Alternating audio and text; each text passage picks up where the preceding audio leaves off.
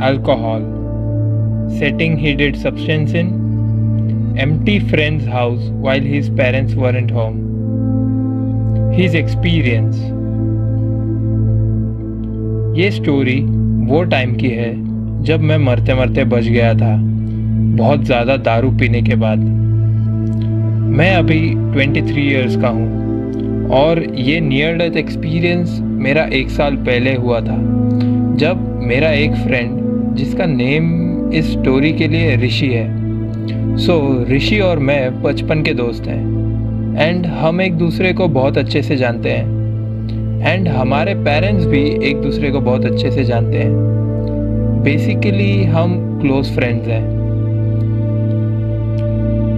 एक दिन ऋषि के पेरेंट्स आउट ऑफ स्टेट्स जा रहे थे किसी रिलेटिव्स की शादी के लिए एंड ऋषि सिर्फ अकेला घर पे रुकने वाला था।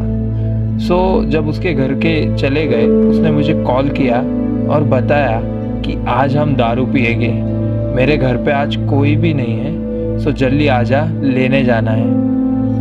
एंड मैंने आज के पहले कभी दारू पीना तो दूर, मैंने दारू कभी टेस्ट भी नहीं की थी।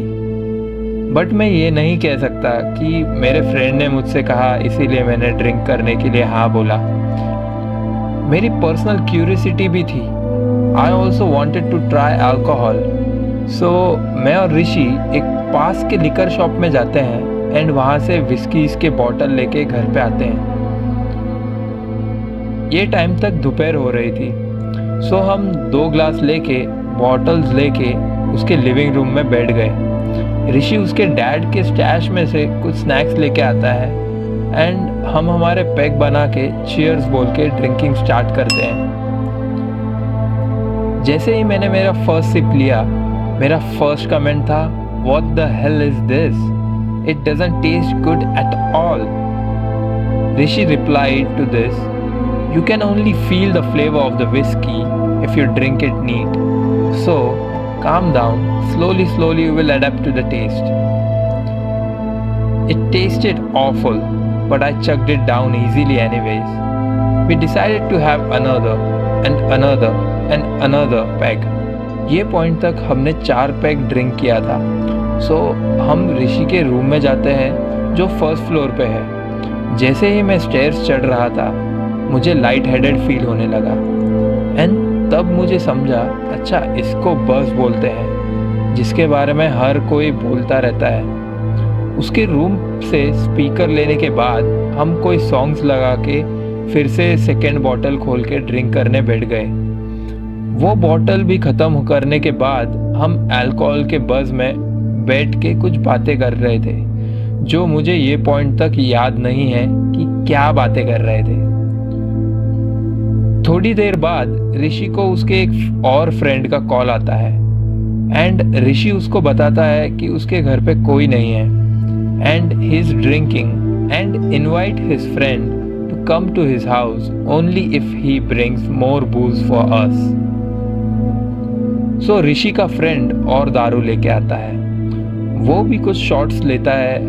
ये पॉइंट तक मैं ऋषि को बोल रहा था कि हमने अब पीना चाहिए या नहीं, बट जैसे ही मैं और पीने लगता था, मुझे और अच्छा लग रहा था। मैं और हंस रहा था एंड मैं, ऋषि और उसका दोस्त एक और बोलते बोलते 3 बॉटल पी गए। ये पॉइंट तक जो हार्ड लिकर का टेस्ट था, जो मुझे स्टार्टिंग में बिल्कुल भी पसंद नहीं आ रहा था, वो बैड टेस्ट अब गायब हो चुका था। एंड ऋषि का दोस्त एक और छोटी विस्की की बोतल लेके आता है उसके बाइक में से, जो उसने वहाँ रखी थी, पता नहीं क्यों। एंड ये पॉइंट तक हम सीधे रैपिडली चक करने लग गए थे।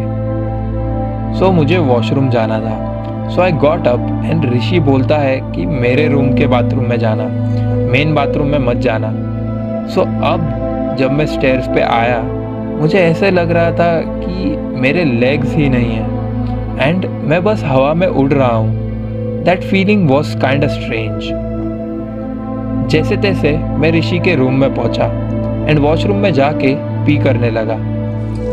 टॉयलेट छोड़कर मैं हर जगह पी कर रहा था, टॉयलेट सीट पर, वॉल पर, और ये करते करते ज़ोर ज़ोर से हंस भी रहा था, ये बोलते हुए कि मेरे पी में इतना अल्कोहल है कि वो टॉयलेट के सब जर्म्स मार देगा।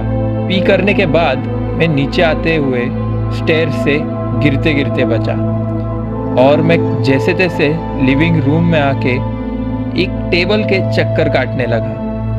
एंड ये पॉइंट के बाद मैं कॉन्शियस तो था पर मुझे कुछ भी याद नहीं है। इवेंचुअली जो भी अभी मैं बताने जा रहा हूँ ये सब मुझे ऋषि ने बाद में बताया। मुझे ऋषि ने ये बताया कि हमने उसके डैड की बोतल ढूंढ के उससे ड्रिंक करना चालू किया। एंड ये पॉइंट तक हम अब सीधा सीधा बॉटल से ड्रिंक कर रहे थे। एंड ऋषि और उसका फ्रेंड बॉटल मेरे से छुपानी पड़ी बिकॉज मैं ड्रिंक अपने आँखों में डाल रहा था। सो वो छुपाई हुई बॉटल ढूंढने के लिए मैं ऋषि के रूम में जाने की कोशिश करता हूँ, जहाँ मैं जाते जाते स्टेयर से बहुत गंदी तरीके से गिर गया। एंड वो गिरने के वजह से मुझे सर पर कट लग गया एंड ब्लड निकलने लगा। ब्लड देख के मैं वापस से ऊपर भागने लगा एंड फिर से स्टेयर्स से गिर के उल्टी करने लगा। नियरली 2 घंटे तक मैं और ऋषि दोनों वॉमिट कर रहे थे एंड उसका दोस्त हम दोनों को संभाल रहा था। वॉमिट करते करते मैं बहुत बार चोक कर रहा था मेरे ही खाने पे जो उल्टी करते करते बाहर आ रही थी।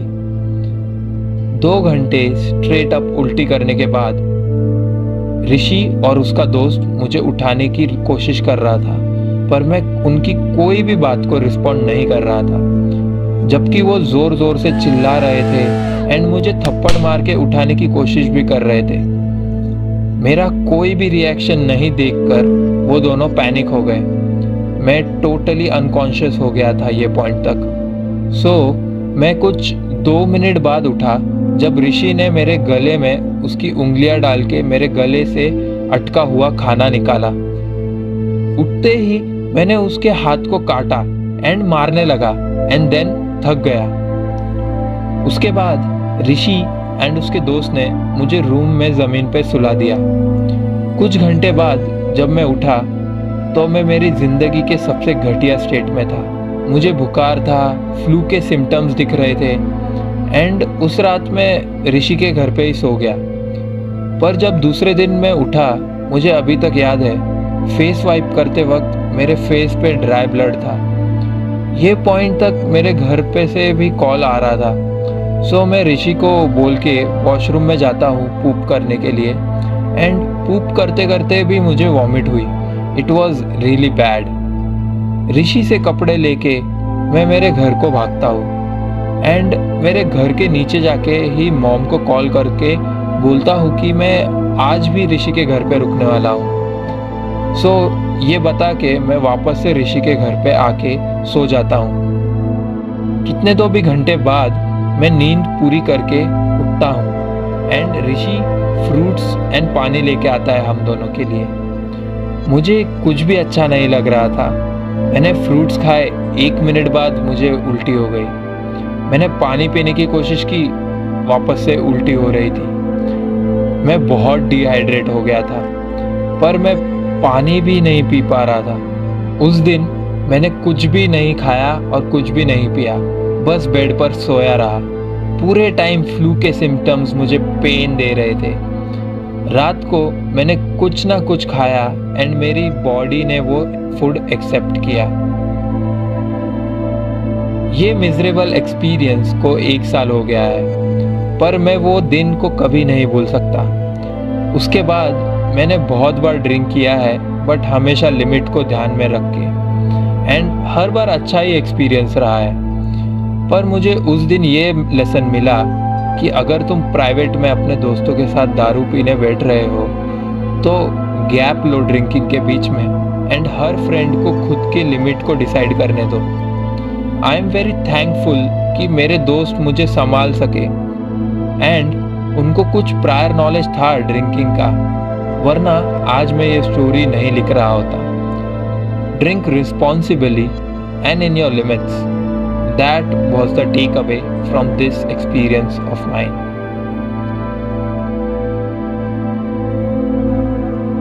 Thank you for sharing your experience with all of us, Dheeraj. And thank you everyone for watching and listening. And always remember, peace, love, unity, respect. Bye bye, fellow travelers. See you on the other side.